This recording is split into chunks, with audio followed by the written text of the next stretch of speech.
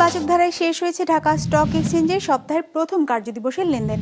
সার্বিক সূচক DSC x 38 point বেড়ে দাঁড়িয়েছে ৪,৯৫৬তে। বেচাকেনা হচ্ছে ৩৯৯ কোটি টাকার।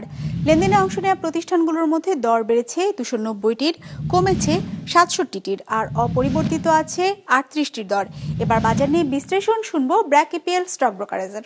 আজ ডিএসসিএক্স ইন্ডেক্স ক্লোজ হয়েছে ৪,৯৫৬.25 পয়েন্টে, যা গত ট্রেডিং সেশনের তুলনায় ৩৮.33 পয়েন্ট বেশি।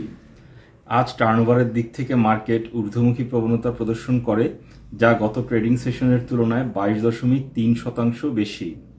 এদিকে অধিকাংশ লার্জ ক্যাপ সেক্টরে আজ পজিটিভ পারফরমেন্স দেখা গিয়েছে, যেখানে সবচেয়ে ভালো পারফর্ম করেছে fuel and power sector, followed by NBFI এবং ফার্মাসিউটিক্যাল সেক্টর। আজ টার্নওভারের দিক থেকে সবচেয়ে ভালো পারফর্ম করেছে banking sector, followed by fuel and power এবং ফুড অ্যান্ড অ্যালাইড সেক্টর। আজ টার্নওভারের দিক থেকে সবচেয়ে বেশি ট্রেডেড স্টক ছিল City Bank PLC, followed by Beach Hatchery Limited এবং উত্তরা ব্যাংক পিএলসি।